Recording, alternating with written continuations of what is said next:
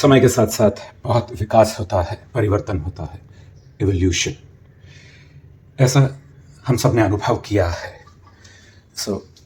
मेरे परिवार में मेरे बड़े ताऊ जी, उनके 8 बच्चे और मेरे माता पिता के 7, 6 बहनें और 1 भाई।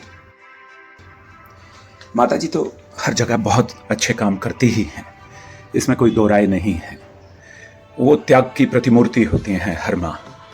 लेकिन मेरे पिताजी श्री राम प्रकाश देवी दयाल थापर, उनके कुछ बातें ऐसी हैं जो मैं चाहता हूं कि पूरा समाज उससे सीखे। 7 बच्चों में कोई ऐसा बच्चा नहीं था जो कमजोर हो, क्योंकि 6 लड़कियां थीं और आज वर्तमान समय में भी मैं देखता हूं कि लड़कियां कमजोर रह जाती हैं, ग्लो नहीं रहता, क्योंकि घर में लड़कों की तरफ ज्यादा ध्यान दिया जाता है। लेकिन हर नए जन्मते बच्चे के साथ पिताजी और सतर्क होते गए। संयुक्त परिवार की वजह से उनकी व्यस्तताएं बहुत थीं, क्योंकि जो हमारे ताऊजी थे वो बहुत ही भिन्न किस्म के इंसान थे, ज़्यादा जिम्मेदारियां लेने वाले इंसान नहीं थे। होता है हर किसी को, एक ही माँ बाप एक ही कोख से उत्पन्न हुए। पर हमने ये देखा कि पिताजी हमारे साथ खेलते भी थे और पिताजी की शिक्षा बाकायदा नहीं हुई थी। विवाह के बाद मेरी माताजी ने उन्हें हिंदी और इंग्लिश दोनों पढ़ना लिखना सिखाया। हिसाब किताब के वो पक्के थे तो वो कर लिया करते थे। बात आई कि हमारे यहाँ नौचंदी का मेला भरता था हर साल में। चंडी देवी, बाला साहेब की मज़ार, इन सब के लोग दर्शन किया करते थे। इस पर एक बहुत ही बड़ी कहानी है नौचंदी के मेले की। वो 6 भाई बहन हम और अपने बड़े भाई के बच्चों को लेकर नौचंदी जाते थे और नौचंदी में बहुत भीड़ हुआ करती थी, बहुत भीड़। बच्चे कहाँ खो जाए पता नहीं। और वो अकेले बड़े इंसान होते थे, लेकिन वो हर बच्चे का उतने ही प्यार से ध्यान रखते थे और पूरी सुरक्षा करके जो भी खरीदना है, जो भी बढ़िया खाना पीना है, वो सब खिला पिला कर हमें घर में लाते थे।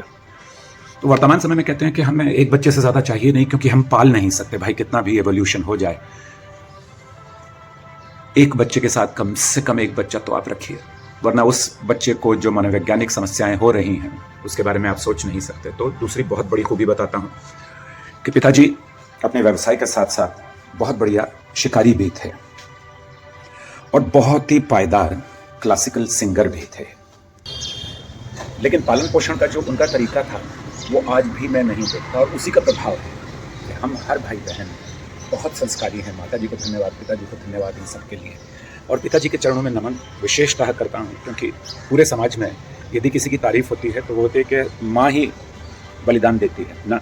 पिताजी ने अपना शिकार छोड़ दिया, अपना संगीत जो उनका जुनून था, शिकार उनका जुनून नहीं था, उसके पीछे कुछ कारण था, और संगीत उनका जुनून था, वो हमारी परवरिश के लिए उन्होंने छोड़ दिया। तो पिताजी आपके चरणों में प्रणाम करता हूँ और आपको बहुत बहुत धन्यवाद देता हूँ कि आप हमारे लिए एक मिसाल हैं, और वो मिसाल संस्कार रूप हम सभी भाई बहन ग्रहण करके अपने अपने परिवारों का पालन पोषण कर रहे हैं और सुख से जीवन जी रहे हैं।